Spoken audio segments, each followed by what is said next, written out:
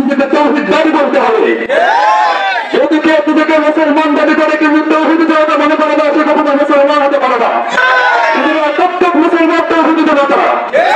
আজকে এখানে তৌহিদ জনতার ব্যাপারে দাঁড়িয়ে গিয়েছে। আপনাদেরকে মনে রাখতে হবে, আমরা কোন সাম্প্রদায়িক সম্প্রীতি নতুনটা চালিয়ে মুসলমানের এই দেশে ষড়যন্ত্র করতে চাই। আমরা সকলকে সজাগ করে দিতে চাই যে এই মুসলমানের দেশ, সংখ্যাগরিষ্ঠ মুসলমানের দেশ, তৌহিদ জনতার দেশ। এদেশে সকল মুসলমান, সকল অমুসলমান, সকল ধর্মাবলম্বী শান্তিতে বসবাস করবে। এর মানে এই নয় যে কেউ আমাদের উপরে আঘাত করবে আর আমরা চুপচাপ বসে থাকবো।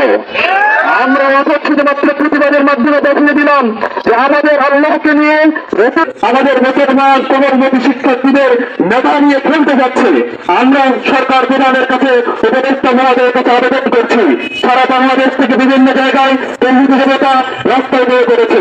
যদি আমাদের আবেদন, আমাদের এই দাবি মেনে নেওয়া না হয়, তাহলে অতি বিলম্বে আমরা আরো বড় কর্মসূচিতে বাধ্য হবো ইনশাআল্লাহ।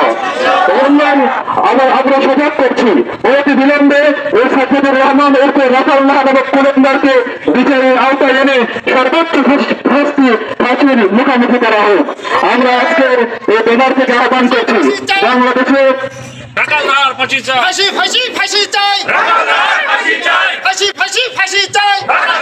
সাংবিধানিক সম্পত্তি রক্ষার জন্য ব্লাসফেমি আইন অত্যন্ত জরুরি।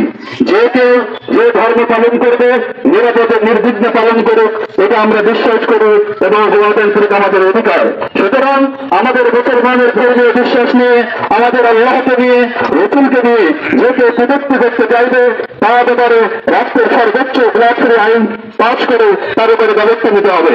সম্মানিত তৌহিদ জনতা, আমি যে আয়াতে কারিমা তেলাওয়াত করেছি, আল্লাহ রাব্বুল আলামিন বলেছেন, ইন্নাল লাযীনা ইউযুনাল্লাহ ওয়া রাসূলাহু লা'নাহুমুল্লাহু ফিদ দুনিয়া ওয়াল আখিরাহ।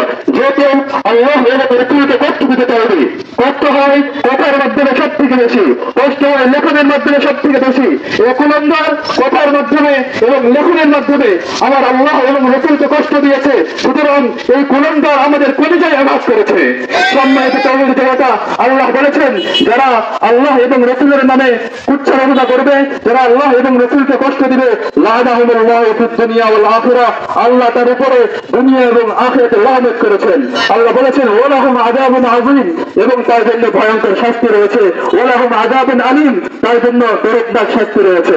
আল্লাহ রাব্বুল আলামিন আমাদের সকলকে আল্লাহ রাব্বুল আলামিনের সম্মান এবং রাসূলের সম্মান রক্ষার জন্য নিজের জীবন দেওয়ার তৌফিক দান করুন। ওয়া আখিরু দাওয়ানা